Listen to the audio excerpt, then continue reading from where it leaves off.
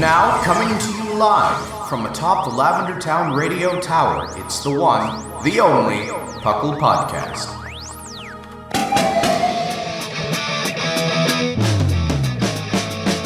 It's PoGo! PoGo! It's PoGo! PoGo! Pokemon Underground Champions League, oh yeah! PoGo! PoGo. Welcome to another episode of the Puckle Podcast. I'm your host, Trainer Thatch, here today with the wonderful, as always, Clod9. Hello, everyone!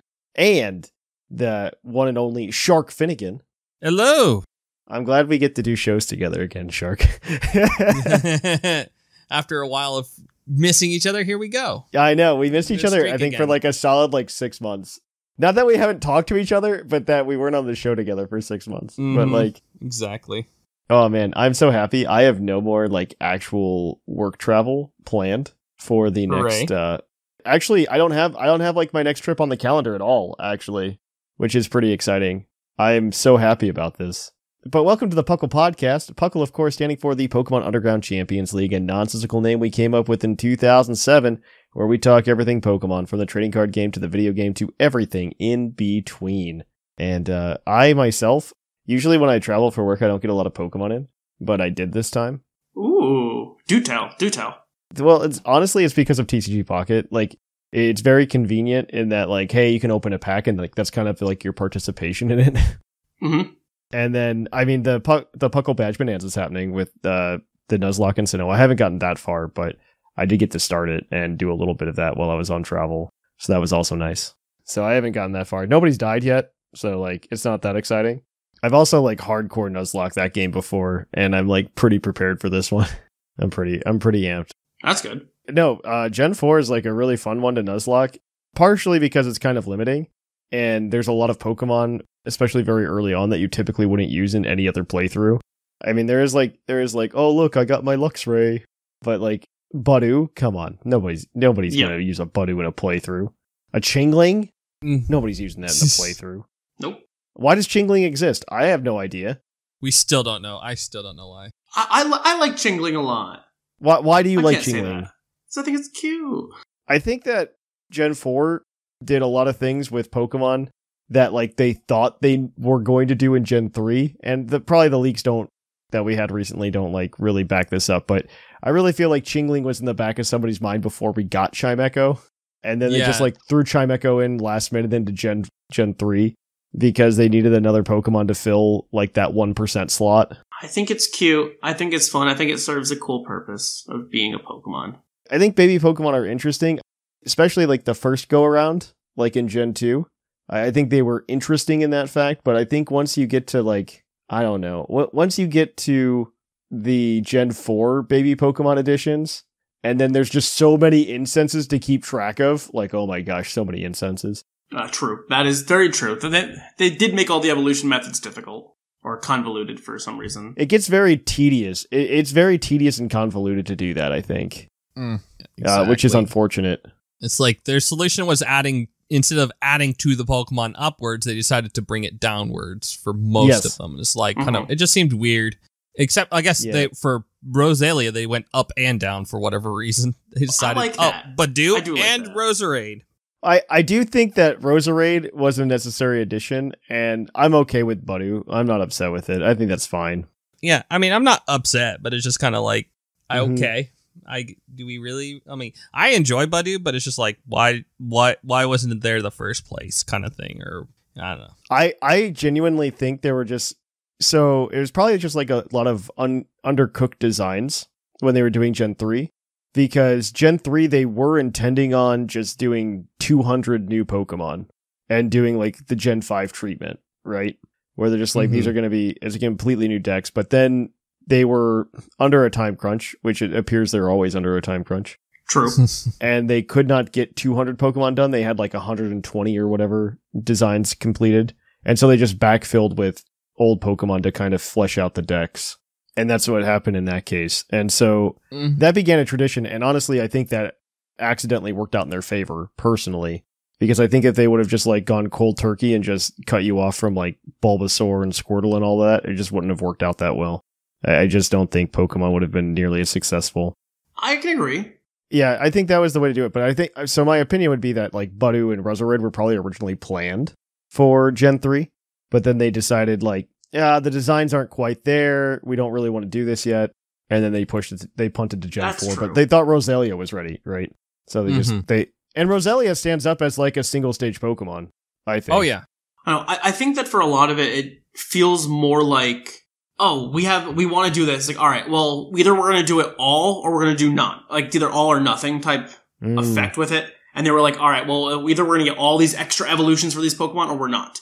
And I think, like, all right, let's not do it. Introduce a couple of the new ones that are going to get evolutions. And then we'll do the big, babies and extra Evos in the next gen. Well, yeah. No, Gen 4 was definitely, they just gave everything an evolution. Like, it was just return to form for Gen 2. Yeah. Where everything just got something added to it. So like I'm very unsurprised by that. I am just very unsurprised. But yeah. What have you guys been up to? Anything fun? Anything interesting? Well, Puckle Badge Bonanza. Been doing of course. it is it's super fun. I greatly enjoy it. I've been having a blast with doing the Nuzlocke of Renegade Platinum. We've got 6 badges so far, which is kind of nuts in my mind. But we're doing it and it's great. No, that sounds fun. But outside of that, I've been playing Pocket. I have my own thoughts on Pocket.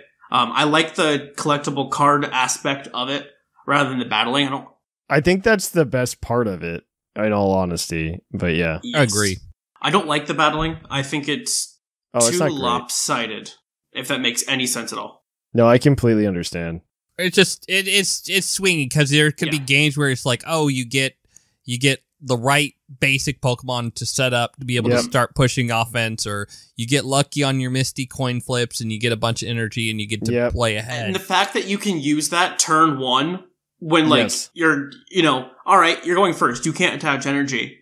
But if you use Misty, you can attack immediately. Yep. And now it's, all right, cool. They did that and instantly KO'd me because they had, Lapras. Yeah, I kind of hope they figure out the card balance. It's definitely not sustainable in the way it is. No, like it's just not going to work out long term. Especially like to say like when the first event that they're doing honestly has a tier 1 deck as the thing you're playing against. I'm like, that's kind of crazy because that deck, it literally like one of the early things I've seen this metagame wise is that Starmie missed deck with Articuno instead of Lapras EX, but you know what? Yes. They're basically the same thing. So you know what? Just about. Yeah, the Articuno's a little bit better in my opinion, but it's not that much better. Like all of the legendary birds are way too good. Yes. Yeah. Yeah. I do think I would like to see it develop further before I come to like a definitive position on it, because I do think that there is potential for it to like not completely suck. And don't get me started on the whole crafting cards. Like, I've opened up a bunch of packs, and all I have is, like, oh, cool, I have, like, 200 dust. And I'm like, that's it. No, the economy is pretty trash. It is. Yeah, they don't want you to craft cards. They don't want you to craft cards, and they don't want you... They definitely don't want you to craft cards, which tells me that, like you said, Claude, like, this is not like their end goal. No, absolutely. Like their end goal is not to get to gameplay. The end goal is to collect. Like, that's what I mean. There's like the Muke promo that's like hidden in there for just collecting, which is fine. I don't hate that. Oh, I agree. That's it's perfectly reasonable. Like, I have no problem with that. It's just not good. Yeah, I mean, I do think they should, if they want people to play it, because they obviously do, since they have they have an event. Well, I like the events. Like, I think the events are cool, and I'm enjoying playing it. It's just, I hate that. It's like, all right, cool. I'm at the mercy of whatever I happen to draw. Exactly. No. You're at the mercy, and then you're also at the mercy of whatever cards you've pulled from the packs, right? Like, especially very early on. Like, you're not going to have a bunch of good stuff. And honestly, I'm scared of the next set coming out, and, like, the cards just having massive power creep, right? Where it's just like everything you've pulled before is just trash. And then on top of that, something Linian pointed out last episode about this that makes the card economy even scummier and worse is that if you actually click on like the fine details of the dust for crafting, it's only good for that set. Yes. That you're collecting the dust from.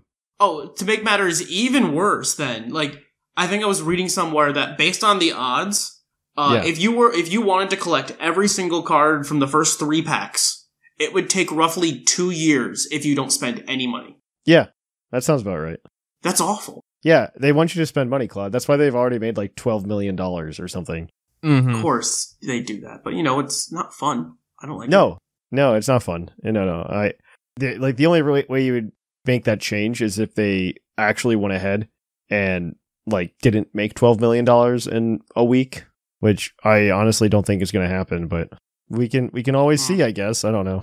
I don't know. Feels weird. None of us know, Claude. None of us know. Okay, fine. I can still not like it. No, I think you're very much in the right here, Claude. I don't see anything wrong with what you've said to me so far today. Mm-hmm.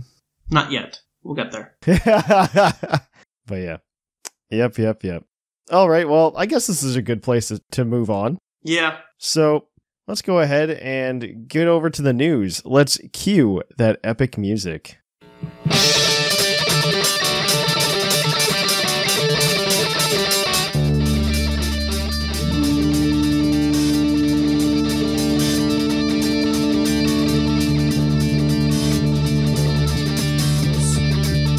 Live from the Lavender Town Radio Tower. This just in. Welcome to the news. In the news, we've got a few things to talk about. First, and least exciting probably, we've got that Psyduck is releasing in Pokemon Unite this week. Woo. So it's actually pretty interesting in that Psyduck is releasing, and it's a it's a Psyduck. There's no Golduck. Yep. So it's just Psyduck. It's just like Pikachu. It's like Pikachu. It's like Pikachu. Dude, I wish there was a Pikachu, though, where you could be like an Alolan Raichu or something.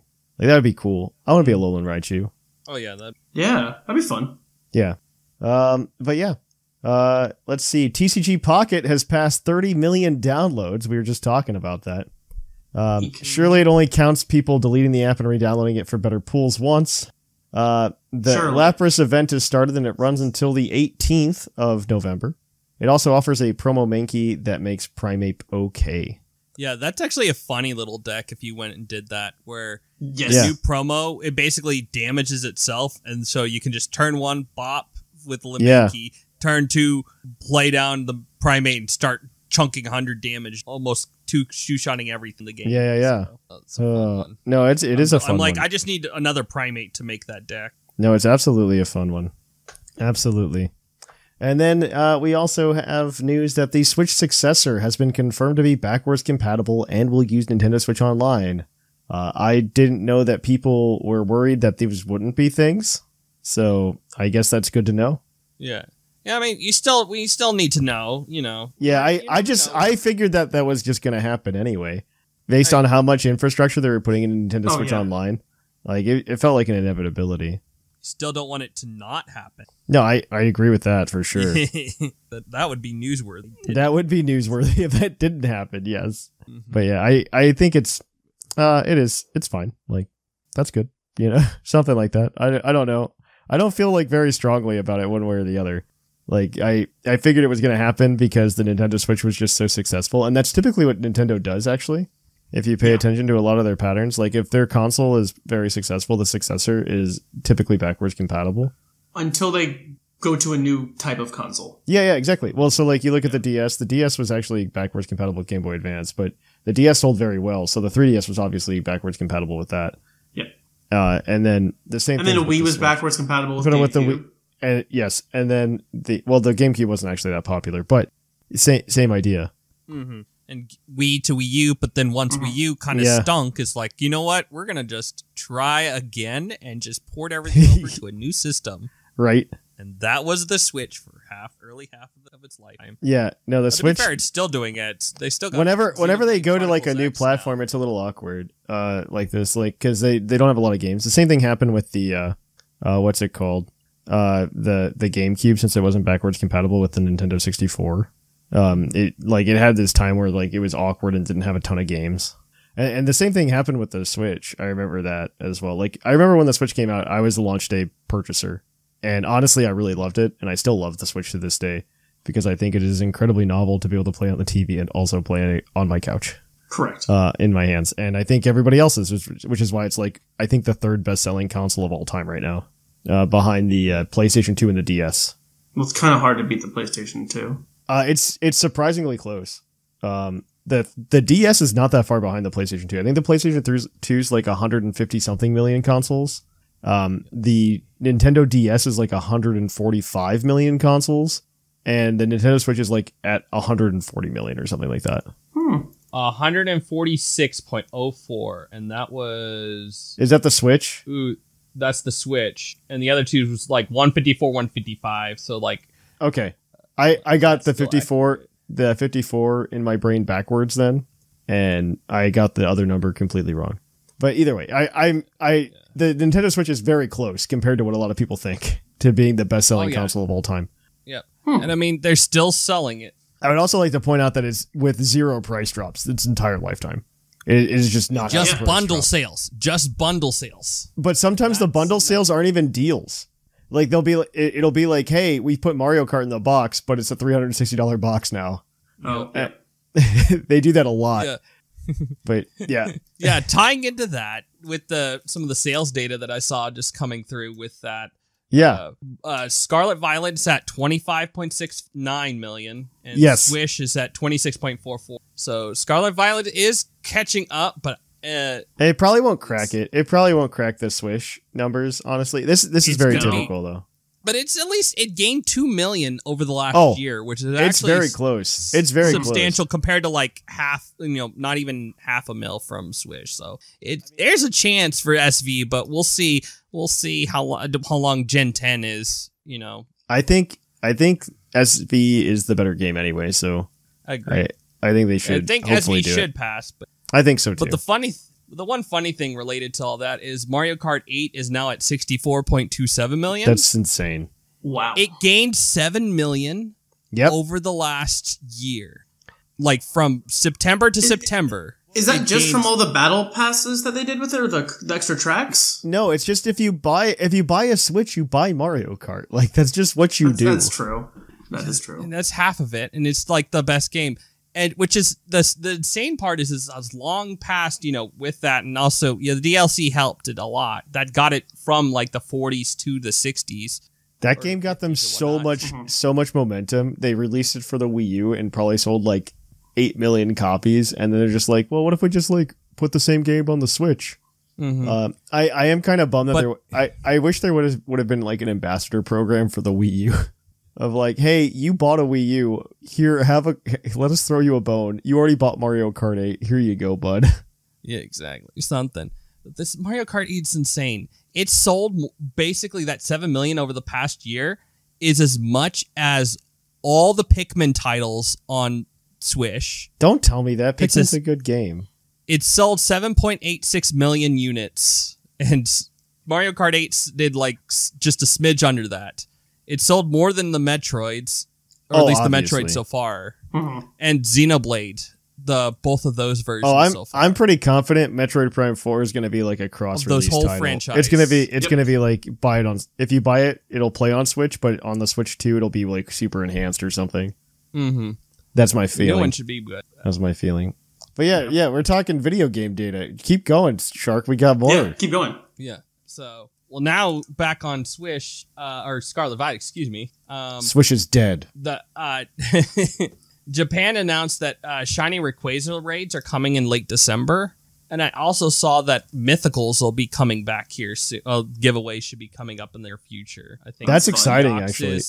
Deoxys, Keldeo, and Rude, I think. They haven't done that in a while, honestly. They just haven't done that. It's been a while. Yeah. I'm into it. I think I saw, yeah. I think Deoxys needs to happen. I think Deoxys specifically needs to happen where it gets demythicalized again. Because I think it might be a Japan only, but it's like still like the fact is like they're getting that'll come to the US in some form or fashion. Yeah, they need more of those mythical. I agree. And continuing on, and competitive wise, OU is suspect testing Gliscor. Ooh. As they should. Maybe, probably. Yeah, they probably should.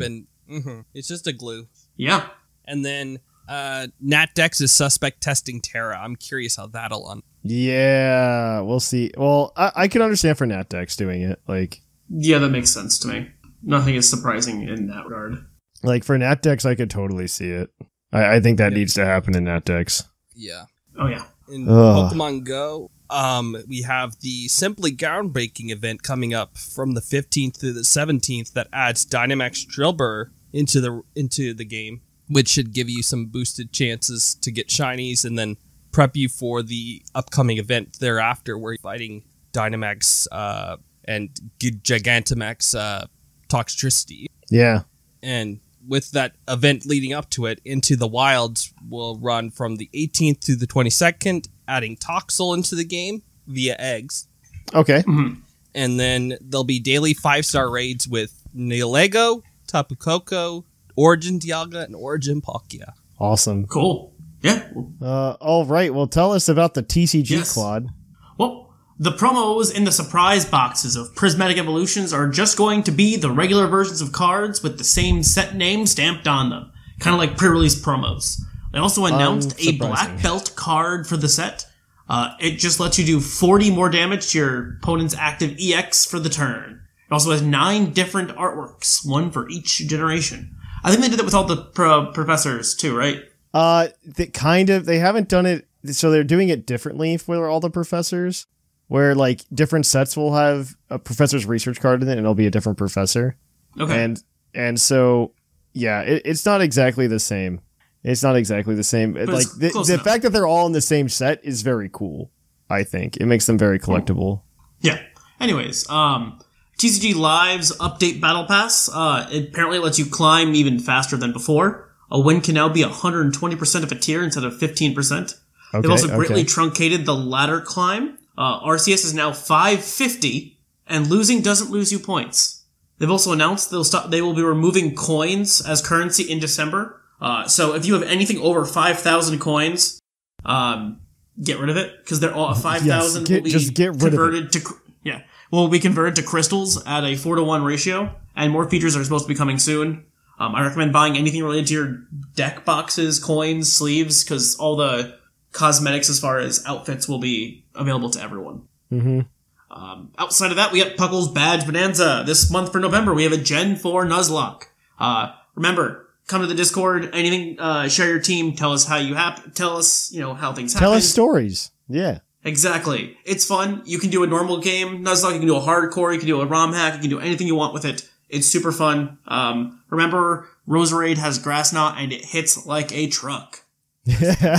Predator Flagship Meister. My team got decimated by Gardenia as well, in my Nuzlocke. All right. That's everything. Wochian's News Corner, news brought to you at a snail's pace. 10 years ago this week, Deoxys was announced to be available in ORAS. Oh, we were just talking about that. And released the animated commercial for ORAS that had Mega Lopunny leap over Mega Sableye to knock it over. Yeah, that sounds about right. All right, Puckle's Pokey opinion to end this segment. In honor of the Team Star competition that was run last weekend, do you think it was a missed opportunity to have the Star Mobile Rever Room as forms? I absolutely do, actually. I do believe they could have done like item fusion mega type of thing with it. It's like hold an item and it gets that car buff. Exactly. I think it would have been cool in the game or not. I think you're right. I think that would have been really cool. But of course they didn't do it because it would have been cool. Mm-hmm. Why would they do something that we want them to do? Yeah. All right. Well, on that note, I believe we have one more week probably before we start doing it. This is the week before or this is one of the last 3 weeks for Puckle's Poke Quiz. So we're going to kick it on over to that quiz your co-host on their insane Pokemon knowledge.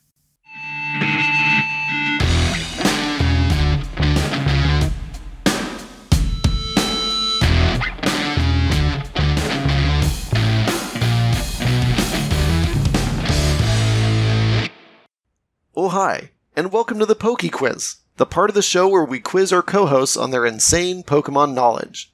I'm Mark from the Dunsparce Gang, here to explain the rules. Our fabulous co-hosts will work as a team to answer 5 Pokemon-themed trivia questions that fans have submitted on the Discord server. Each question is worth 1 point, with Pokedex and multiple answer questions worth more, for a total of 7 points.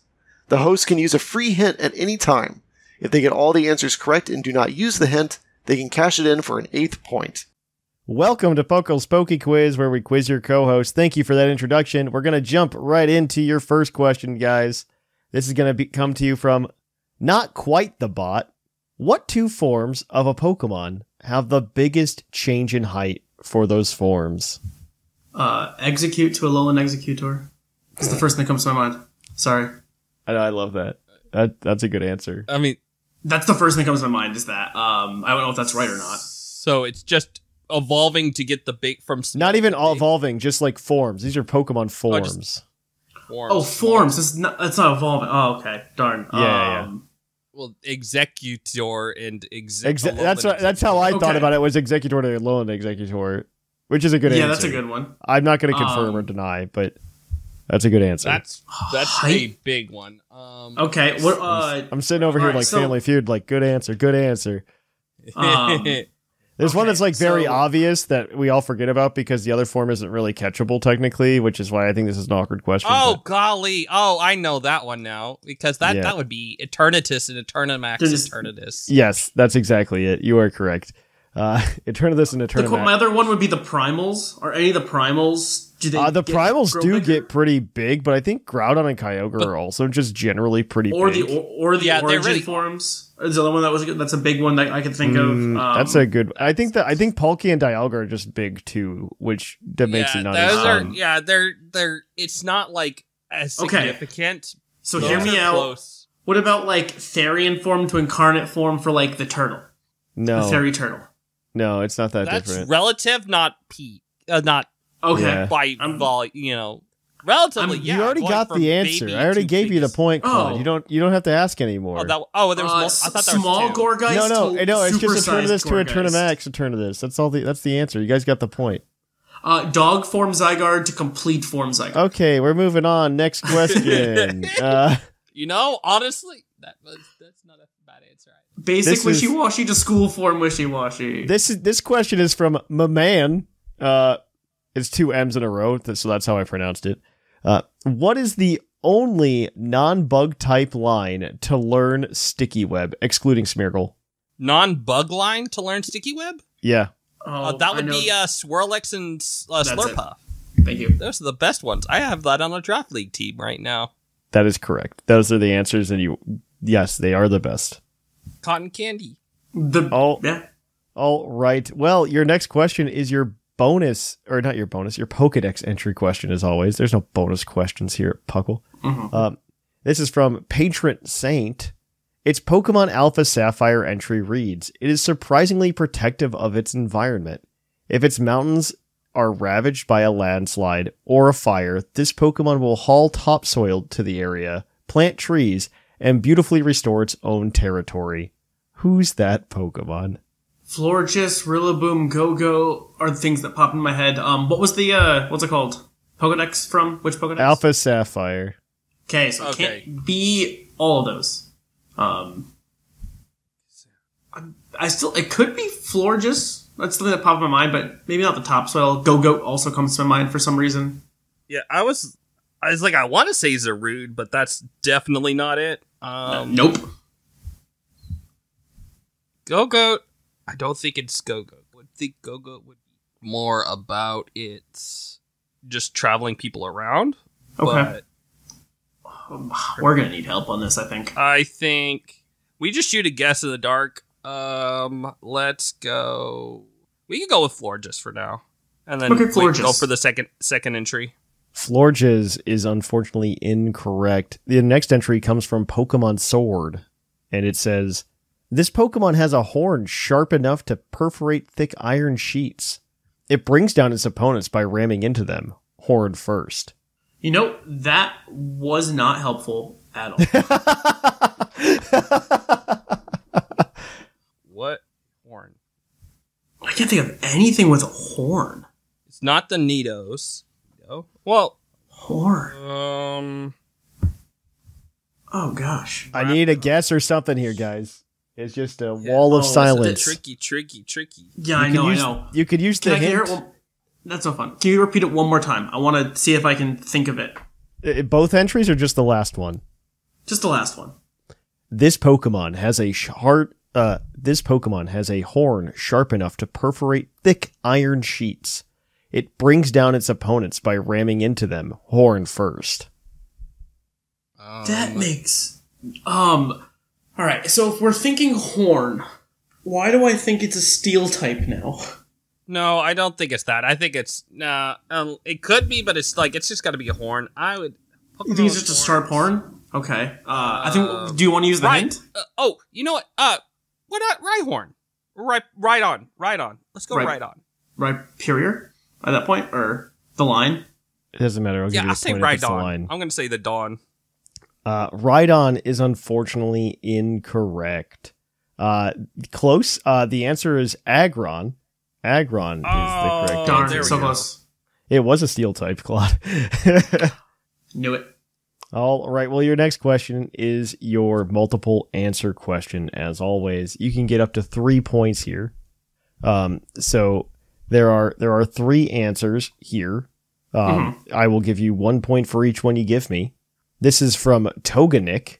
What are the 3 battle items that let you escape from wild Pokemon battles? Oh, we did this one recently. I think this was when I was hosting. This was one of the questions that was an option. Well, it's still an option, probably. Okay, so, lets you escape from battle. Yes, sir. Held items. A smoke ball is 1. That is incorrect. Wait, no, the smoke ball lets you escape from a Pokemon battle. That is not on the list. It might be consumable, not a held item. Oh, okay. That's different. No, that is not a held. The smoke ball is not a held item.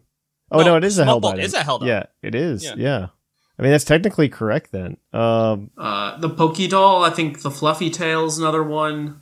I mean, that's 3. They're technically maybe that is correct because I don't think this other one's an item. Let me double check. I'm live fact checking the question.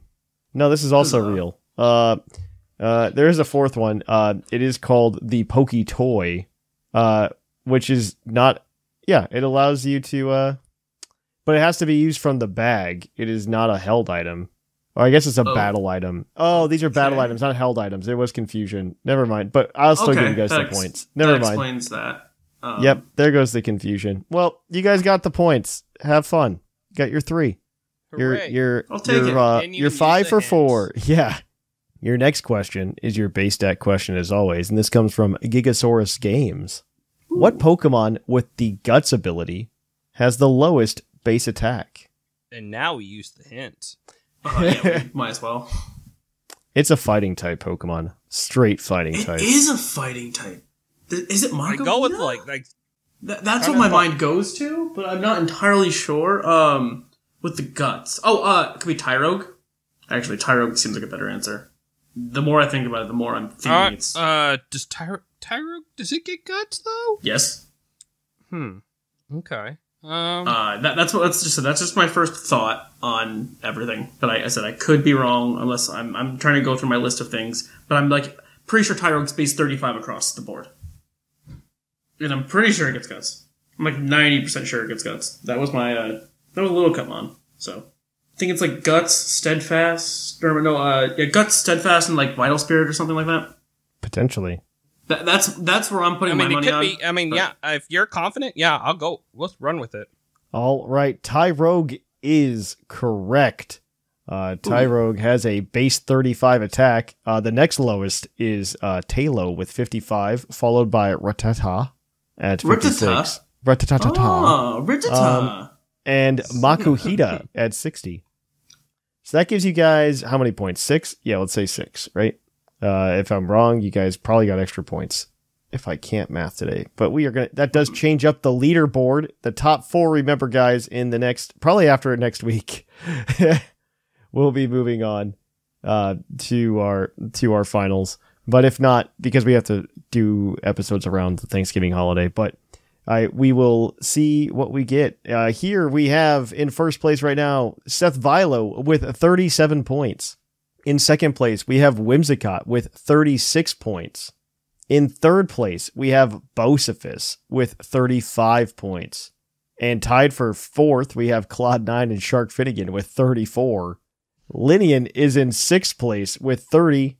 7th place, we have our Sigma with 28. In 8th, we've got Yushiro with 21. 9th place, we have Sublime with 20. And in 10th, we have Dr. Shamu with 17. It still has, like, the top 4 could change in the next 2 weeks, so we'll see who gets there. But with that, we will kick it on over to our topic. You can catch more PokeQuiz next week on the Puckle Podcast.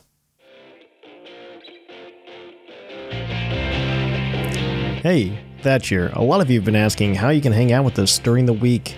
Well, the best way to do so is come to our Discord server at puclpodcast.com. You can join our server and you can hang out with us, talk Pokemon, battle, do a bunch of cool things, join in our tournaments. So what's stopping you? Come on over, puclpodcast.com.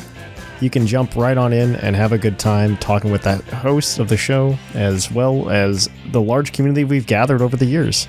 So come on, let's hang out.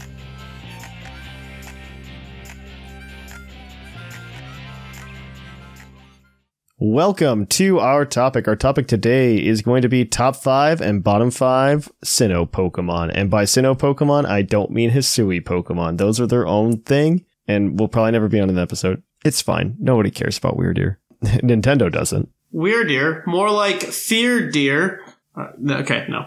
With those of you who have never listened to an episode of this type before, the episode goes as such. The 3 of us are going to go around and we are going to nominate a Pokemon for the top and the bottom 5. And we are going to discuss each Pokemon individually and come to some consensus about what we think are the best Pokemon from Gen 4 or from Sinnoh specifically. So we're going to go ahead. This is from Turtwig to Arceus. We're just going to jump all the way into it. So without further ado, let's get into it. I want to nominate for the bottom because I think the bottom is very easy to nominate for Sinnoh, even as a Gen 4 fanboy, by the way. I think it's very easy, very, very easy to just be like Combi. Combi is awful. It has a 90% chance to be a useless Combi every time you catch one. Like, it's a weird Pokemon that didn't need to exist. I understand why it does it, and honestly, it is really good flavor and world building. Now, don't get me wrong. I love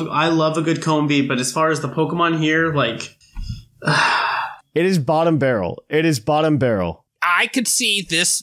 I could see Combi getting knocked off the list, but I think it's a great place to start. It's a good barometer because I kind of like the design. I like what it's trying to do with the, like, pushing the gender difference type of thing of like, oh, you got to get the queen bee, just like in nature. You got to have there's only like one queen bee. Like world building, it is fine, but I think it's just very frustrating. Like, I think it would have been better if it would have been more like a 25-75 split on male to female. Like, I would honestly make almost the same exact argument for Salazzle. But I think the gender ratio is better on Salazzle or on Salandit. A little bit. So I think it's 50-50 on Salandit. I could be wrong though. Salandit? No, it's like 75-25. Or it's the same, and Salandit's just a cooler looking Pokemon. 88-12. That's the same as male to female for Combi. What is Salandit? I'm just curious now. I have to know. I think it's either it might be 1/8 to 12%. Maybe it's that. It's the same ratio. Okay, Salandit's just a cooler Pokemon. I still stand by what I said. Same ratio. Yeah, I mean, Salandit is a cooler looking Pokemon. I would say this. It should be at the bottom of a Gen 7 list until you start pushing others down. It needs to be low, but its design is cool enough to push it up. Fire Poise is just such a cooler type than Bug Flying again. Yeah, I agree with you 10,000%. So, all right, so there's a... Gen 4 introduced so many mid-bug types, okay? So many mid-bug types. So I'm arguing Combi. The question is, and the question is Combi better or worse than Burmy? Burmy was going to be what I said next, but... Burmy, better. Motham, worse. I think Wormadam over Motham, yes, but I think it's Combi over Burmy. I think Burmy is saved by Wormadam. It is saved 1,000% by Wormadam. Like, Vespiquen's not even, like... Are you saying then that Kricketot is saved by Kricketune? Doodly Whoop, yeah. Okay. Well, that's Kricketune, though. It's not Kricketot. And we're talking bottom of the barrel. Like, these are the bugs that we have to talk about. Combi is worse than Kricketot. Absolutely. I'm willing to concede this. I agree. I'll give it barely, but yes. Kricketot, yeah, barely, but yes. You know, and then same thing with Burby. Barely, but yes. Like, those are more redeeming of it. I think Combi goes on the bottom. Combi is creates more frustration than it does cause joy. Okay. On that note, I can agree to that. My argument, like, if we, but I'm fine kicking it off the list. You give me 5 others, Combi can get off the list. I can think of some that should, but we can wait. I don't think you can get 5 others, though. I don't. No, because my argument would be, I think the reward of Vespiquen going through all of that work is not nearly as exciting as, like, all of the work to go through the work with Salandit to get Salazzle. I think that is way more exciting, in my opinion. Yeah, okay. I think we're in agreement. Combi's on the bottom. So now we get the top. And I think there's a lot of good top candidates here, okay? There's a lot of staples. And so, because you guys will probably... But I'm curious if we can see if we can avoid a few of them. I'm curious. I think we can. Yeah, you're like, there's some like mascot stuff, but like I want to go into like one of my favorites that you guys can absolutely disagree with. I'm going to do both of them because we can kill the whole line off if we really want to. But Snover / Abomasnow. I remember when, this is rose-colored glasses Thatch, by the way. I remember when the game came out, I was so hyped for Grass Ice type. And honestly, I love Snover and Abomasnow. I just think they're really good Pokemon. I have never gone back. I had one on my first playthrough because I thought it was super cool. Yeah. But I don't think it's top 5. Okay, I'm putting it out there. I like it. I love them. Like, they're peak Gen 4 experience for me. I think they're great. I just don't think it's top 5. When I do like a fresh playthrough of a new game, I try to use Pokemon I've never used before. And so you end up with like a team of a lot of the new Pokemon. But there's one exception throughout my history of playing Pokemon. Throughout my 30-ish years of playing Pokemon. It was when Sword and Shield came out, I found out you can get a Snover early game, and I'd already used one in my playthrough of Diamond and Pearl, and I'm like, no, I'm beelining to go catch that Snover, and it's gonna make it through all the way with me, and it did. I love Snover so much, but no, it's perfectly. If you guys don't agree, that's fine. I think they're awesome. So the thing is, I like Snover way more than Abomasnow. No, we can go Snover over Abomasnow. I love both of them. But I don't think either of them is top 5 worthy. Yeah, it's close. Okay, we can just say they're top tier. They're just not top of 5. Okay, they're top tier, not top 5. I can agree. I can go top tier, just not top 5. Yeah, now it's yeah, it's not like it's like it's close, but it just it just melts. I just think Gen 4 has so many really cool designs, and I just like a lot of them more than I like Snover. That's fine. I can be wrong, and I'm okay with that. Well, which one of you wants to go next? Who's got nominees? Yeah, I guess yeah. I think Claude's excited here. I have a nominee for bottom. Who's your nominee for bottom? Finneon Lumineon. Yeah, done. Sold. Yeah. I've never met a more useless Pokemon than these two. I will say that I do appreciate Game Freak designing a new fish every time, like every game, because we have come out with like something like new Pokemon Snap.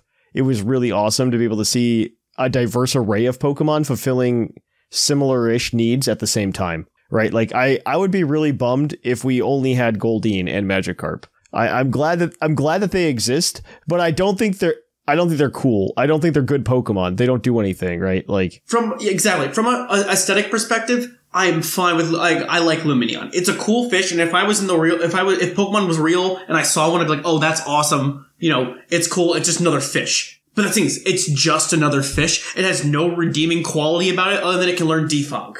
My issue with them more is not that they exist. It's more that they exist as a late game spawn and they're not even worth it. That's my issue with them. You get them only by getting to the 8th gym. That's so late, and there's like it's like if you would have been able to catch like Burmy like after you 4 or 5 badges, like that. It has no place. I mean, it is a Dex filler, and I honestly like Dex filler. I'm not gonna lie to people. I like Dex filler. There's some good Dex filler, but like it's so late in the game and it's just not really payoff. If you caught this on a Nuzlocke, it's just literally they're just a just because that's the only thing you could catch. And you're just going to put it in your box and you hope you never have to pull it out. Yeah, you're right. It's on the bottom. I think we agree. What's your top nominee, Claude? I say Luminion more than Finneon, but both of them could literally take the spots right now. Both deserve the spots for now. Yeah, that's fine.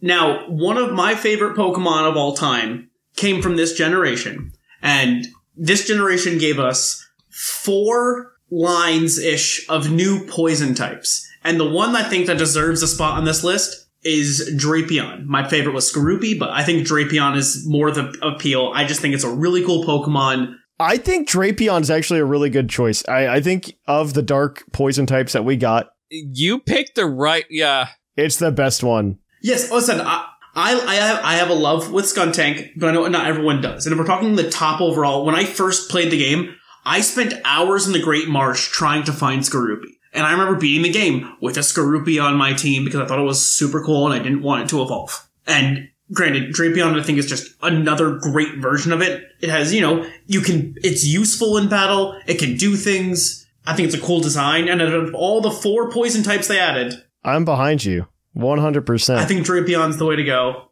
And granted, that's my personal bias and that's why we're here, but. No, I think Drapion's a good choice. I think it's solid. I think Drapion's a cool Pokemon. And it sometimes gets overlooked by the Pokemon Company, but it's a very good one. It's a good design. It was one of those first Pokemon that had only one weakness type of thing, like Spiritomb, type of gimmick with it, except with just being ground. It's that's fine. Well, Spiritomb had no weaknesses, but yeah, same deal. But yeah, it's that same deal. It's had just that one weakness. It just felt really cool to use, and yeah, no. And it was my first shiny was a Skorupi, so I'm biased to that line, that shiny line, so yeah. I'm trying not to pick, the standard choices and pick some, other ones, this is a really cool option that people would not think of. And then we'll get into some meme picks later. Yeah, I'm doing that too. We're gonna try to avoid as long as we can the Lucario, the Garchomp, and the starters, as long as...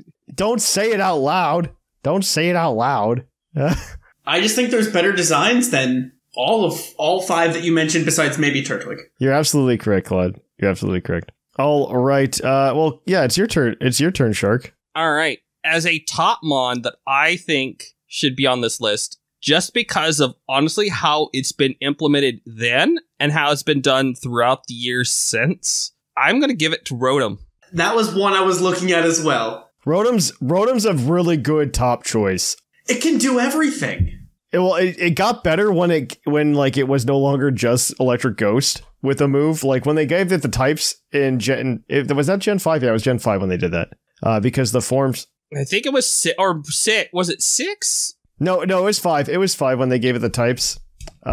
Because they were all seen as kind of gimmicky until then. So it's actually, yeah. I am actually 100% behind... Get all those forms, battle forms, plus just what they do in the anime and in every sort of game you have. It is so versatile. I think it's wonderful. Rotom Dex, Rotom Phone, Rotom Bike, Rotom Lotto, Rotom, the cameras and Gen 8, all that. It's it's great seeing Rotom everywhere. I think it's such a great little use. No, Rotom's a very solid Pokemon. I think it's just a I don't think anyone hates Rotom, and that's the biggest thing. No, Rotom, no. It's not one I don't think would ever hate. I think it's very easy to have a favorite Rotom, you know what I mean? It's just very easy to have a favorite. And so that's what you do. You just have your favorite Rotom, and we go from there. Rotom's Depot! Yeah, Rotom's just a very good Pokemon, so that's easy. Rotom's in the top. That's such a good choice. And now, a bottom choice that is also in this kind of elusive type of category. Another water type in the bottom, but Phione deserves to be on the bottom on the list. That was my other bottom I had lined up.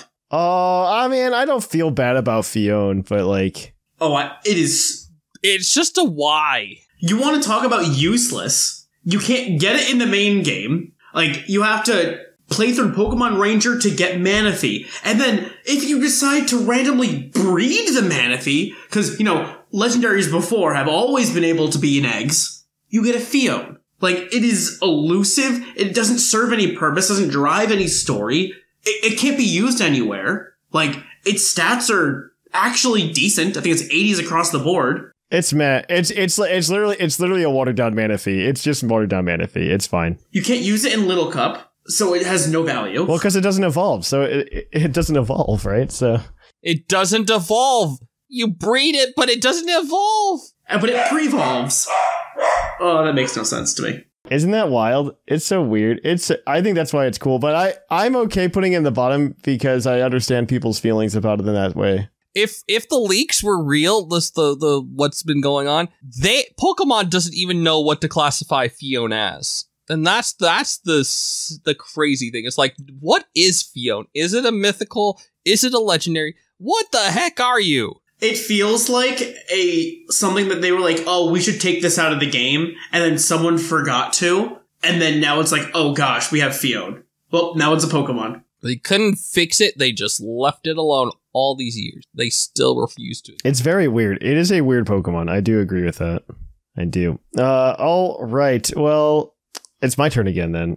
Oh man. Okay. So we're gonna go with a top choice here because I find there are a lot of peak designs, and I think this one we kind of have to say because of the standard Pokemon that people think are cool in Gen 4. I think this is like the bottom of that list. Like it's not Lucario, it's not Garchomp, right? But it's Luxray, right? Like Luxray's there. Like it's cool. I wish it were a Dark type. Like it deserves. It's like the #1 Pokemon that deserves a regional form. I don't know if I can agree with this as top 5. I think. Yeah, go ahead. Let me hear your reason because I could be swayed, but I have my feelings on it. My reasoning is I could name 5 cooler Pokemon. As bad as that sounds, I'm like, well, at this point, it only needs to be like 3 cooler Pokemon. Let's be honest, but yeah, I can name 3 other ones that I think are cooler. That I think if we're gonna go in that realm of very, very popular-esque Pokemon. Yes, there's a lot missing. I agree. There's a lot missing that I still think are above Luxray. You're probably right. I think to myself now, like, Gallade's there, and like... The Gallade, Gliscor, and Mamoswine were the next 3. I'm like, and all 3 I think I like more than Luxray. No offense to Luxray. Actually, I think I agree with you. I also like Frostlass better. I was willing to put Luxray up there because, like... I'm fighting against my own nomination right now. Middle school, high school me who is playing this game love the crap out of Luxray. So, like, I have, like, 0 reservations keeping it on this list. But I agree, Gen 4 has a lot of very good Pokemon here. And granted, I don't think necessarily the 3 that I mentioned are the next 3 that need to be in there. That was just the first 3 that I was looking at because they're, like, next to each other in the decks. That I'm like, oh, those are really cool, and I like those more, unfortunately. Okay, we're not going to put them up there. Bottom, though, I'm going to nominate, mostly as a representative for the 3, but I think it's the worst of the 3, Uxie. I'm going to nominate Uxie for the bottom, because I think those 3 sprites... Is Uxie the worst of the 3? I think so. If we're talking about competitive playability, probably not. It's probably Mesprit, but... It's Mesprit. Can we agree it's not Azelf? We can all agree it's not Azelf. We can all agree to that. Okay. All right. Then that's all that matters. All right. That's where I was. We can all agree it's not Azelf. Azelf isn't the worst of the Pixies, but like Mesprit / Uxie. It's the best Pixie by far. It's just, yeah. I think it's fine. I don't have a hate against it. I just think it added the legendary bloat, and it didn't add anything like new to the legendary bloat. You know what I mean? They're like, here are 6 psychic types or 3 psychic types, right? And I do think it's the weakest trio out of any of the games. Mm-hmm. Oh, absolutely. I mean, the lore isn't really there for them, honestly. Like, it's not very strong. You're just kind of collecting, like, red beads from them for some reason to make a chain. I don't know if 3 beads put together as a chain, by the way, but that's okay. Like, every time I think about it, I'm like, I don't think that's what... you keep using that word, but I don't think you know what it means, right? I would nominate Uxie or Mesprit. Yeah, I mean, I don't know if Uxie belongs to the bottom, but I'm fine keeping it there for sure. I'm fine putting it in the bottom. And if you disagree, you can write it and tell us why. Yes, exactly. I think Uxie belongs on the bottom. I really do. Okay, so I'm done. So it's your turn, Claude. Okay, so this is where things get tough because Can we just nominate Croagunk but not Toxicroak? The funny thing is, I legit was thinking about putting Croagunk too. That was one of my short list of Pokemon to nominate. So, we would be remiss if we didn't talk about at least one baby Pokemon. For the bottom or for the top? Both. Oh, go for it. Tell me. Oh, you know what? Yeah, good. Please. I forgot about them in the bottom for a second. Because, for the top, I think the only baby that's worth talking about ever is Munchlax. And I love Munchlax so much more than I love Snorlax. I just think it has so much more personality. They gave it in the anime. It was so much fun. No, not even just in the anime. Like, they just made it like a recurring meme throughout the Pokemon franchise that it's just like this annoying little guy that comes around and eats stuff. I know, and it's wonderful. I just love like even the silly little Hisui PLA commercials where they just like had like that fake cooking show and Munchlax is just eating all the food in the middle of it. Yes, exactly. So I think Munchlax is a top 5 mon. For that reason. I think you're right. Munchlax goes. I think Munchlax is a good example of like actually doing an add-on baby Pokemon. Like kind of in the same vein as like Pichu. Like Pichu is done very well. Munchlax was done very well. Yeah, I agree with that. I even think Wynot was done somewhat well. Yes, they gave Wynot character. Yep, I completely agree with that. But there are some I don't think that they did. And the one that bothers me probably the most, though, and there's two. There is, and you can fight between the two if you want, but there's Mantike and Bonsly. Unless you have another one you want to throw in the mix. So those aren't the two I would go for bottom. Like if we're talking about baby Pokemon for bottom, because like those two I think are fine. I like Mantike because its evolution method is super cool in that like it gets big because like the Remoraide's in the party, and I think that's really cool. Then what would you say is the bottom baby? Mantike's cute. I love Mantike. That one is definitely not. I could argue Bonsly. Yeah, and Bonsly, they also, like, in the same vein as Munchlax, they did give it a lot of personality in, yes, but that's its deal. Like, that's its thing, and that's fine. That's cute. That's personality. But say, you're not coming after my Mime Jr., who they gave a whole bunch of personality to. Oh, I'm not going after Mime Jr. I never would. I would never go after. Okay, are you going after Chingling? There's two I would go for. Yeah, I'm curious. What's your two, Thatch? Happiny or like Budu? Like, I think they're both kind of interesting. You still haven't said Chingling. Chingling is bad too, but like, yeah. I mean, I can be convinced. I mean, Chingling, like, not only just because of what it did in the game, but Chingling also was just a pain in the butt when you're trying to, like, go around PLA and it's calling the alpha Rhyperiors and all that stuff around. It's just like, that thing was annoying to deal with. I don't know. I like Happiny and Chingling in them. I don't care for Budu. I think Budu is pretty meh. But I'll leave this up to you because you gave me the Munchlax. I think Budu is unnecessary. Like, I think Budu is unnecessary. I agree. I think Happiny is unnecessary, but I like Happiny. Yeah, it's between Budu and if you're gonna pick between them, I think right now I'm feeling Budu or Happy. I think we all agreed on Budu, and so I think that's where it goes. Then Budu. All right, Budu is bottom. And so we finished the bottom list. But say Roserade is great, Budu is bottom. Yes, absolutely. We have finished the bottom list, by the way. So. Unless, Shark, you have a bottom that we haven't talked about that you think can out-bottom one of these bottoms. I think there is one that we could potentially push in there. We have to. And is it worse than Combee? That's the question, Shark, okay? I don't think Combee is the bottom of this list, though. It's Combee or Uxie are the ones that could come off. I'm trying to see who I would put on. Oh, yes. Okay, I can agree with that. If we're gonna put one on, I think it would be remiss to also not talk about the number of full new evolutions that we got in this game. Yeah, where everybody gained weight. Yeah. Everybody got the freshman 15. Yeah, where everybody gained weight. Except for one. There's two that I could make some arguments that I think could get agreed upon by the council here. I'm not touching your boy. Don't worry. I'm about to say, there is a top and a bottom we could throw in, like for the evolutions. Like the new evolution, like... Let's lock down the bottom real quick and get that one done. I could tell you the bottom for new evolutions. We're all on the same page. I guarantee it. I'm pretty sure we're all on the same page. I'm really curious now. What's your Wi-Fi signal looking like right now? Okay, good. Okay, that was the one. Wait. Oh, okay. You went there. Yeah. Licky Licky. I went Licky Licky, yeah. Mine was Licky Licky or Rhyperior. I love Rhyperior. Like, I like Rhyperior the Pokemon. I hate the design. Licky Licky just didn't need to exist. I would throw Uxie off that bottom list for Licky Licky. Transaction negotiated, okay? And now we have 2 tops that we're missing, so pick one of your evolutions and then we can argue another favorite. Which one are you going to choose? Which evolution? Let's see. Top list.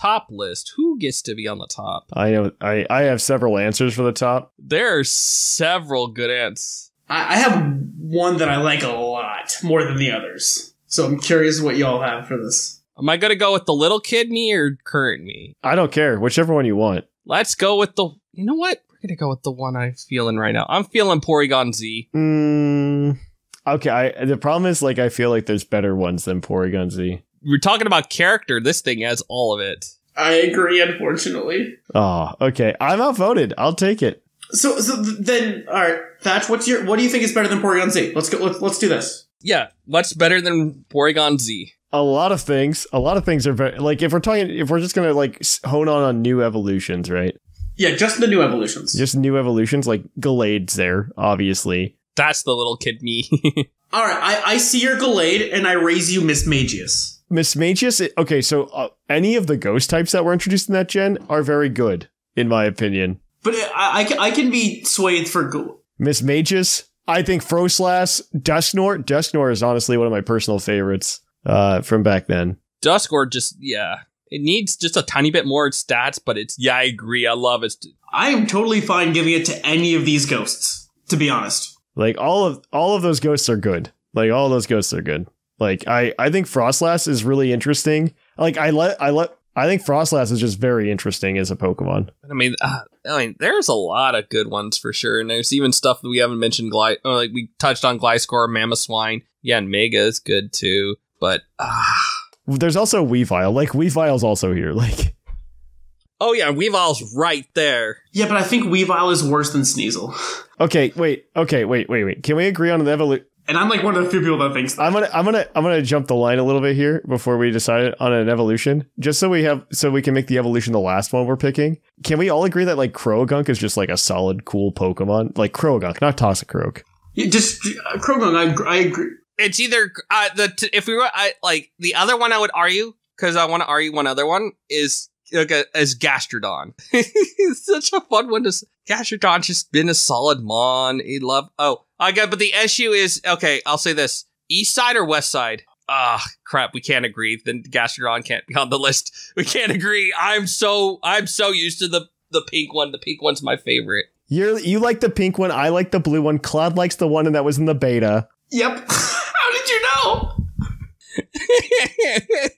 All right, Gastrodon's gone. So, Croagunk or Hippo? I think Croagunk's just cool. I think Croagunk's... I have this... I can't believe they made it a freaking fighter character. I have this memory of Croagunk, because remember we used... The Japan... I'll concede to Croagunk easily. I've denied you on 2 of your Pokemon, but I'll give you Croagunk. I think Croagunk is a solid one. I'm adding it anyway. But like we had this... I remember when we used to get the information early because the games were released in Japan like 6 months before we got them. I remember when Croagunk was there and Professor Sycamore, the original host of the show, and I were talking about like which Pokemon we were going to put on our teams when we got the games. I remember because we were trying not to overlap a bunch. We were just trying to have our own thing. And I remember he and I were...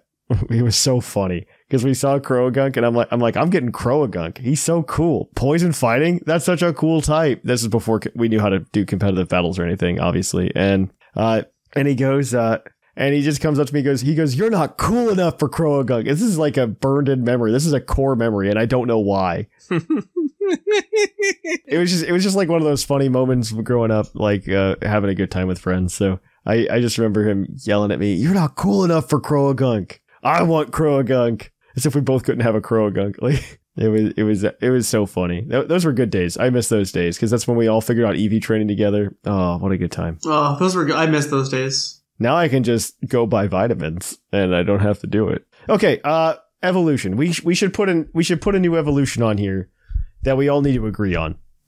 That's the tough part, is agreeing. I think there's one I think we all agree on. It's just whether or not if we're going to commit to one. I think the one that we've all kind of said, or at least kind of agree on, is Gallade. But I'm fine with anything. I think Gallade is a good choice. Like, it's a solid Pokemon. It's just there, you know? I mean, we all have our different preferences on this, because I don't think we're going to align on this. No, we need an average. We need an average, right? Like, and I think Gallade has the highest average out of the three of us. I would agree with that. Gallade it is. That's the first Pokemon I ever bred for natures. Fun fact. That was the first one, because I remember Ralts trying to breed an adamant Ralts, and it was before we had the Everstone trick, but I don't think I had the proper stuff for it. And then I would keep getting adamant female Ralts, and it was very frustrating. I don't remember what my first Pokemon I EV trained was. I probably have it somewhere. Well, I know the Everstone trick worked, but it was still only 50% back then. That's what it was. I remember breeding for a Blaziken in Gen 4. I remember a lot. Like, I very quick. For no reason other than I thought that was cool. And then because there wasn't like the Destiny knot or anything, you had to get lucky. Yeah, you just got lucky. All right, that gives us our full list though for everybody listening at home. In the top 5, in no particular order, we have Drapion, Rotom, Munchlax, Croagunk, and Gallade. In the bottom 5, we have Combi, Lumineon, Fione, Licky Licky, and Budu. I agree with this list. I'm not going to lie to you. I absolutely. My favorite part of these episodes is actually like reading them all together and being like, yeah, that feels right. The only other one I was going to mention for bottom would have been, I think, Glameow. Because it's just, after having Skitty and Delcatty, we just got a fat version of it. Per ugly, you mean, not Glameow, but yes. Both. No, Glameow's a fatter Skitty. And I'll stand behind that. I still think I should have gotten like fairy type. Like, I should have gotten like normal fairy or something weird. But either way, that is our list. If you want to email us your list at puclpodcast@gmail.com next week, we will absolutely get that to you. But with that, guys, we are going to go ahead and kick it on over to our Pokemon of the episode. We'll catch you on the flip-flop. Poke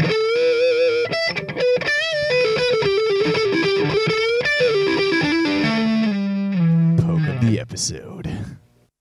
Welcome to our Pokemon of the episode. Our Pokemon of the episode this week is National X number 466, Electivire, the Thunderbolt Pokemon. Its Pokemon Scarlet entry reads, when it gets excited, it thumps its chest, which every thud, thunder roars, and electric sparks shower all around. It's just like Rillaboom, but electric. Oh man, I remember when it used to be good. When was that? Like your in-game playthrough? Electivire was one of the better OU Pokemon in Gen 4 for a hot second. It was in Diamond and Pearl before Platinum, because that was before Team Preview existed in Pokemon battles. And because there was no Team Preview, it was very easy to keep an Electivire in the back and bait like a Thunderbolt or some electric type move. And then you had Motor Drive, and so you would get the speed boost, and so your Electivire with its base 80 speed would just effectively become, or base 95 speed, my apologies, would just become incredibly fast. And it had coverage to hit 15 of the 17 types at the time super effectively. Dang. Because you would typically run Ice Punch, Thunder Punch, Cross Chop, and Earthquake. And with the speed boost, you're going first, and you're probably going to, in its attack stat's not shabby either. It's 123.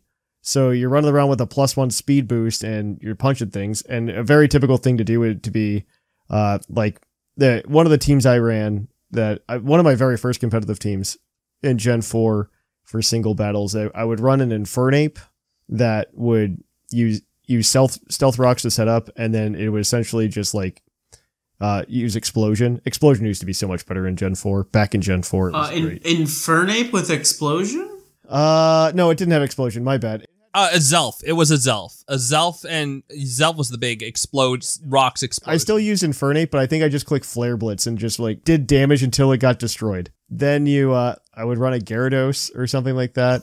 I think I ran Suicune for a while instead over Gyarados, but you would bait out essentially somebody to Thunderbolt you, and then you switch into Electivire, and then Electivire just would sweep the rest of the team. And I mean, it's still actually looking at the usage now in the Gen 4 OU tier, it's still the third best electric.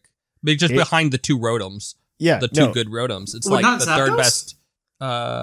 Where's Zapdos? Oh, I missed Zapdos. You're right. Zapdos is up there too. So, but it's like Zapdos, I know, is the premier electric, or was one of them. Yeah, it was. It was.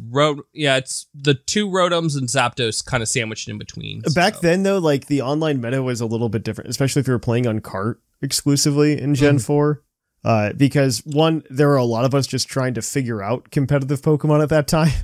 Oh yeah, and so you had like a bunch of like half experts figuring things out. And a big thing for a lot of people was using Pokemon that were just breedable back then. Very true. And Zapdos wouldn't have been breedable, right? We didn't have mints. We didn't have any of these. You kids have it so good nowadays. Back when I played Pokemon, we had to walk uphill both ways, you know? Exactly. You just had to hope you got the good legendary. Yeah, to hope you got the good stat, the good nature with good IVs. And so typically people would just focus on Pokemon that they could breed so that they get high IVs and good natures and stuff like that. And nowadays you can just go catch any legendary. It'll have 3 perfect IVs, and then you can just go. You can give it a mint to change its nature. Yeah, exactly. Give it the vitamins to. Exactly. Back in my day, you had to fight 200 Magikarps to get that many EVs. So there was a bigger like push towards Pokemon that you could breed, and so if because before the Rotom forms didn't exist also at that time, right? Because the Rotom forms didn't exist until Platinum. You like the best one ended up shaking out. The best one that you could breed that ended up shaking out being Electivire. Oh, that's very fair. Actually, it really is. Next it would be your Jolteon, and Electivire is just better. Yeah, Electivire was just better. It had way better coverage. It had way better coverage. That's really the decider, is the coverage. Yeah. Well, yeah, Ice Punch is better than Hidden Power Ice, for sure. Yeah, Ice Punch was way better at the time. So, like, it was just a good Pokemon in general back then. So, I will defend Electivire to the death. I still love it, too. It was the Pokemon that, like, got me... it was one of, like, the preview Pokemon for Gen 4 as well, very early on. And that was the one that got me the most excited for Gen 4. Because after Gen 3, where we got pretty much we didn't get any new evolutions to any Pokemon. And that was one of the things I loved about Gen 2, was that it built on the current, like the existing lore, which I think a lot of us can relate to in Pokemon, which is kind of why Gen 5, like, bombed, is that we like when they add on to the existing source material. Mm-hmm. Like, Farigiraf is one of the best things that's ever happened. It is, and I can't tell you why. Right? It's because they added on to the existing things that we had, and it's awesome. And so Electivire was much in the same way of like, oh man, they took Electabuzz and they made it even cooler. And it's actually even a cooler transition because Electabuzz goes from like this special attacker to Electivire, which becomes this like full physical force, which is actually like a really cool juxtaposition, especially for the generation that introduced the physical special split. So it was just cool. It was just a wild, awesome time to like be playing Pokemon. Those are my memories with Electivire. I don't think there's ever been a good Electivire card, by the way, in the TCG. I think they're always just like kind of meh. Yeah, that's unfortunate. Yeah, well, I'm waiting. Give me an Electivire EX, guys. Like that's all. Electivire EX. I will actually, like, if there's an Electivire EX, I will do everything in my power to figure out how to make it playable. That's all I'm waiting for at this point, is there to be an actual grass type that can actually survive in the meta. That's not just like Ogerpon being a support for something else. I think if you did that because Ogerpon exists, that deck would become way too good because the energy acceleration is just going to be gross. Well, there is no... the only energy acceleration is onto Ogerpon, and then you have to switch to... You play a bunch of energy switches. Yeah, which is why it works so well with Regidrago. And Raging Bolt. But, like... Yeah. I want a pure grass deck. Just play Sinnoh. Just play Sinnoh. It's too much fun. That deck is too much fun. What we need is a grass type Scizor. That's what we really need. Grass type Scizor deck. I want that. That needs to happen. Has there ever been a grass type Scizor card? I know we're talking about Electivire, but now I don't think it would, but I'm gonna find out if we've ever had a grass type Scizor. Give me card. 1 second. Because it technically could be, right? Like it technically could be. There was one in E4 Rising Rivals. There was one so long ago. Oh my gosh. Yeah, back in Gen 4. It was Aaron's. It was back in Gen 4. Oh no, there's another one. There's a Stormfront one as well. Yeah, that's the one I found. That was the first one I found. Oh my gosh, that's so long ago. Wait, there might even be more. There's like 4 more pages. No, that's all I've seen. Those are the only 2, I think. So they did exist. They did exist, but back in Gen 4. But back in Gen 4. Bingo card. Yeah, so I was man, okay, yeah, it's time. It's time then, Claude. That's what that means. It's time. It's time. Grass type Scizor EX. Let's go. It'll be mediocre, but it'll be fine. It'll be fine. I'm in. But Electivire's never been good in the TCG, so that's fine. If they ever do make an Electivire EX, I will put my heart and soul into making that work. I promise you all. I will do my best. So many streams of Thatch just failing to make Electivire EX work. There are several though that exist right now that are just like there's one in Temporal Forces that is gimmicky. It does like extra damage if you're playing against water type Pokemon. And then there's the one that just came out in Stellar Crown, the last set before that, and it's not good. For 2 lightning energy, it can get off like a 220 damage attack, but it's still a stage 1. And if you're gonna do that, you might as well just play like Miraidon EX stuff, and you can accelerate energy fast enough without having to evolve things. And then yeah, I think there's some from like Crown Zenith, and those are definitely not good. So definitely don't use those. But yeah, poor Electivire. One day you'll be good again, my friend. What does Electivire need to be good again? Probably just like more speed, right? Like it just needs to be faster. Yeah. You give it Zeraora's speed and it's... Oh my gosh, then it's just Zeraora. Like you literally just need Zeraora again. And yeah, I would be into it. Anytime there is like an Elekid though, like early in a game now, I do go for it so I can go play with my Electivire. You should. Yeah. No, it is one of my favorite. I actually play with Elekid all the time whenever I'm playing like through like a ROM hack or something like that. And it just shows up early. I'm like, oh, I'll use you. You're fun. Electivire is by far one of my favorite Pokemon. Mm-hmm. I absolutely love it. Electivire was the only Generation 4 Pokemon in the animated series that debuted before Pokemon the series Diamond and Pearl, without debuting in a movie first. Didn't Munchlax also do that? Well, no, Munchlax came in a movie first. It was actually in there was a movie that came before it. Munchlax was also really cool in that Munchlax and Bonsly were made cameos in Pokemon XD. Pokemon XD. Yeah, XD. Mm-hmm. That's XD and Coliseum. Not in Coliseum, just XD. Not in Coliseum? Oh, okay. It was just XD because XD was coming out very close to the end of Gen 3. Oh, right. And at like literally like the last year and a half of Gen 3, they just like built up Gen 4 hype. Like with Weavile and Bonsly and Munchlax and Mime Jr. and a bunch of Pokemon. Yeah. I thought the Meltan was going to be that, but it wasn't.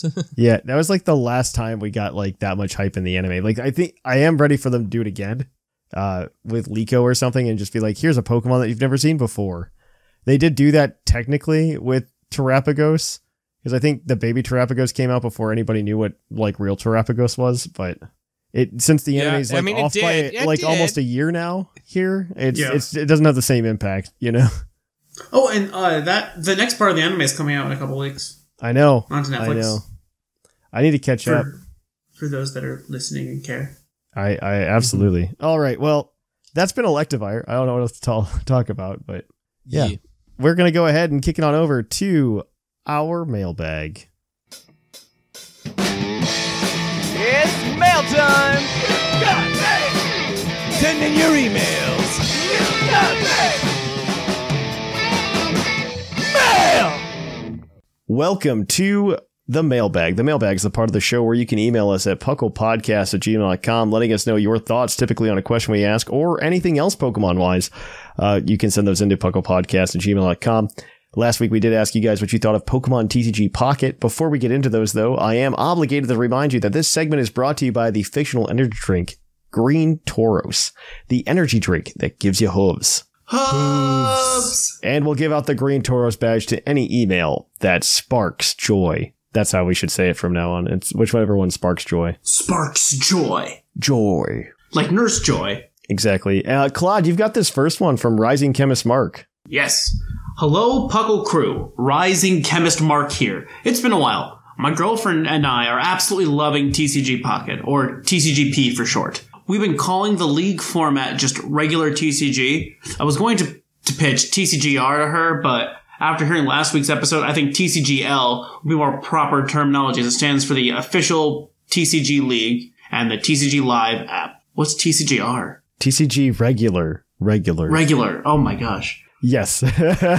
What I love about the game is how quick the battle system is. My girlfriend has challenged me many times already for a quick battle, and they only last no more than 5 to 7 minutes. I was also surprised at how simple the gameplay was watered down after having all the numbers from TCGL format. 6 prizes, 3 points. 4 cards of the same name per deck, make it 2. 60 card decks, make it 20. Definitely sounds... it's definitely the more casual TCG format I've been looking for. The other day, I challenged us to a 20-minute timer to open our leftover Halloween boosters and look through our bulk collection and create a TCGP deck based on any card from the boosters. It was really fun. Okay, that's kind of exciting. That's actually kind of fun. I'm into that. That's actually really cool, and I love that. I got to do that with my wife, actually. I should buy her a booster box and be like, we have to build a deck out of this. No, but you gotta do it from, you gotta do the Halloween. There's a holiday coming up. Well, actually, I know exactly what I'm getting her for Christmas. It is Pokemon related. She told me not to buy her anything, but I'm doing it anyway. I'm also getting my wife something Pokemon related. Well, I'm so sorry, Rising Kevin Smart. I'm hijacking your email, but they have in Dayton, Ohio, there's a store here called the Original 151. There's a guy who has a lot of import connections with Japan. And so he owns that store. He owns another store in the mall because mall space became so cheap in this century. He owns another store called Nani. That's how I like to pronounce it, because there's an exclamation point, where he sells a bunch of anime merch as well. And then they bought out the, because malls are dying, they bought out the California Pizza Kitchen, and they made an anime themed bar that sells pizza. So it's actually very cool. But in there, they sell the little blind boxes of like the perfume bottles or something, Pokemon wise, if you've ever been to Japan. Yeah. And my wife likes collecting those. And so, for Christmas, I'm just going to go in there and just buy the whole box so she gets all of them.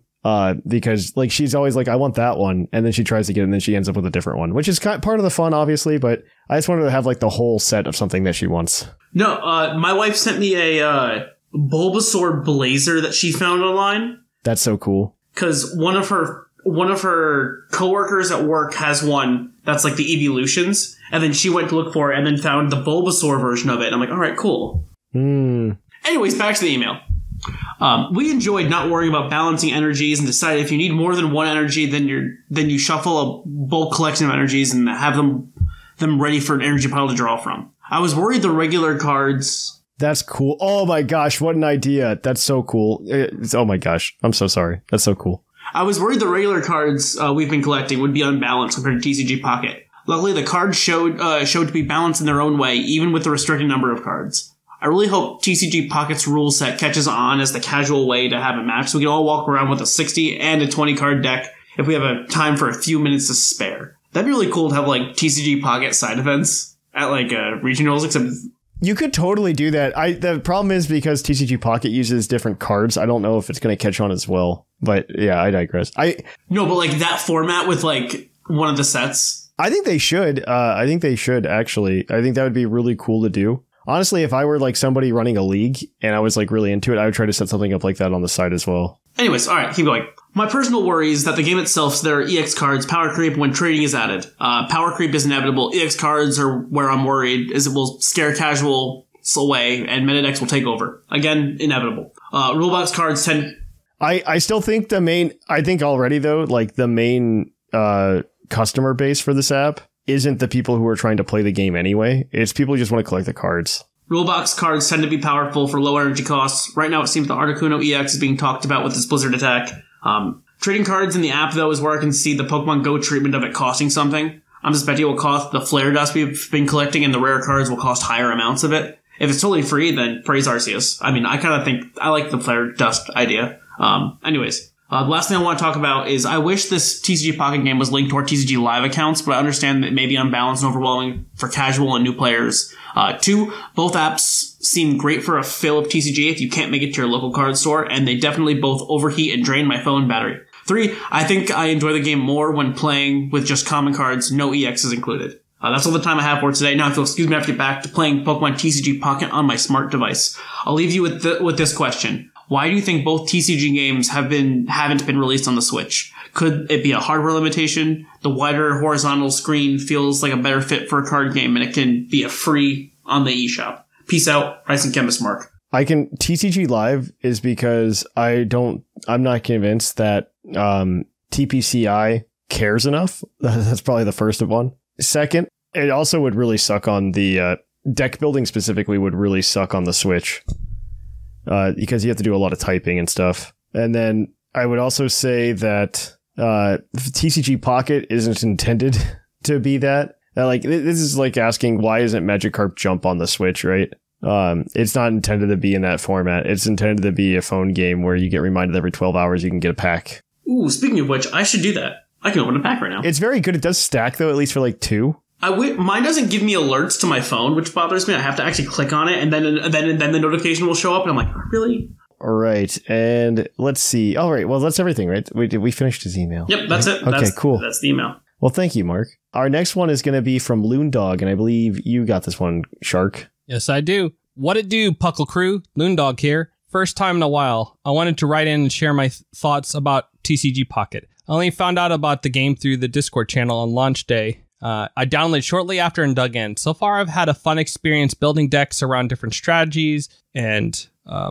trying my hand at the versus battling. I've won a few battles in heroic fashion and have definitely lost my fair share. Each battle has its own challenges and it feels fresh every time. Since I'm new to the card game, I use the autoplay function to test out new decks and see what combination of cards work. And TCG Pocket has been a refreshing way for me to play more Pokemon. I've always been a video game player since the beginning and never really had a collection of cards. I hope trading and interactions with friends expands, and I can't wait to see what new cards come out in the future. I will stick to opening digital packs for now, but I can see myself starting to pick up some physical cards here and there because nothing really beats the experience of picking a rare or cool card. Now, if I can only wonder, pick a Chansey.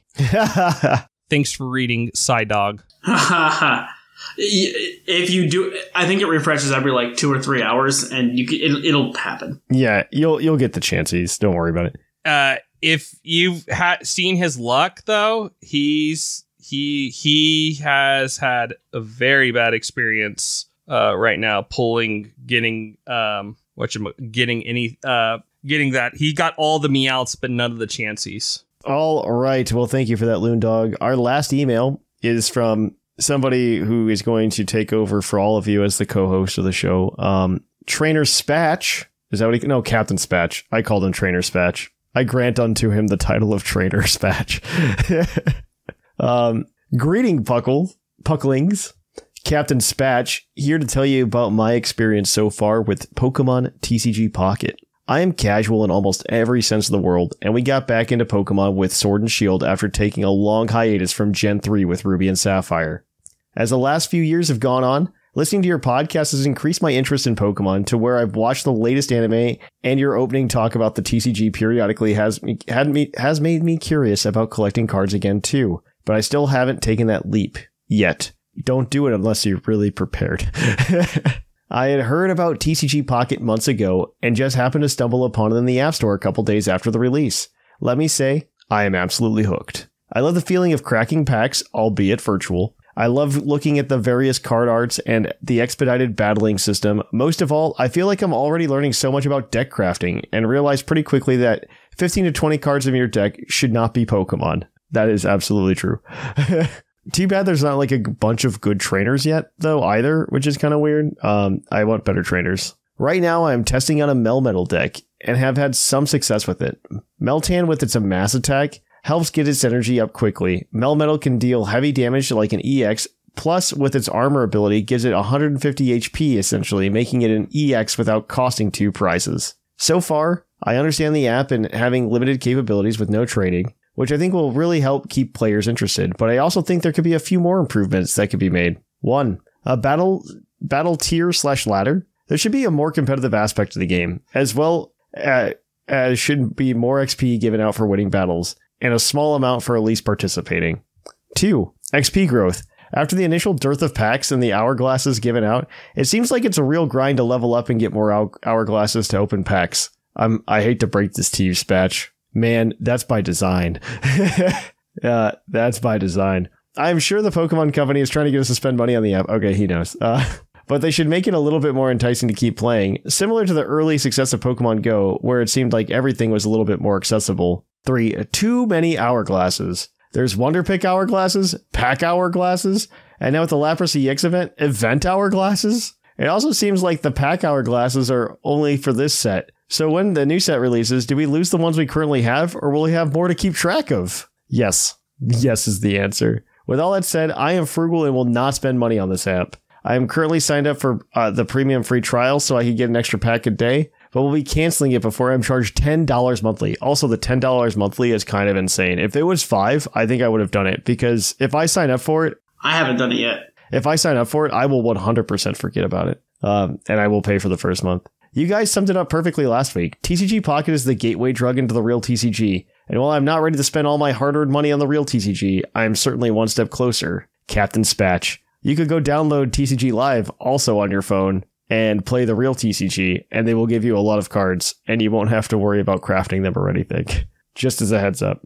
But yeah, I am biased and would give the badge to Captain Spatch based on name alone. Sure, I'm done with that. That is what sparks joy for me. But I will say that Rising Chemist Mark also had a very good email, but I do also think we gave him the badge already. So with that, Captain Spatch, you get the badge. Come to the Discord and claim it. With that, guys, if you want to let us know next week what your top 5, bottom 5 Gen 4 Pokemon are, send those into puclpodcast@gmail.com. We would really appreciate hearing from you. And if you want to keep up with us throughout the week, the best way to do so is go to our Discord at pucklediscord.com. Follow us on socials, Twitter, Facebook, Instagram. Additionally, I need to make a blue sky. I want to make a blue sky for us. What's a blue sky? It is the guy who made Twitter, made a new social media app that's just Twitter, and it's called Blue Sky. It used to be by invite only. But now it's been opened up to everybody finally. So, additionally, you can also help us check out our YouTube at youtube.com/pucklpodcast, our Twitch at twitch.tv/thepucklpodcast. And of course, you can always help us support the show by going over to Patreon at patreon.com/pucklpodcast. Those flip-flop orders are going in this weekend, so be on the lookout for those. Flip-flops. Of course, you can always go on over to our, or not to our, but to trollandtoad.com and buy some cardboard if you really like TCG Pocket and you want to get into the real game. And you can use code PucklePod5 for 5% off at checkout. But with that, guys, I have been Trainer Thatch. I have been Clod9. I've been Sharkfinnigan. And here in the Lavender Town Radio Tower, it's closing time.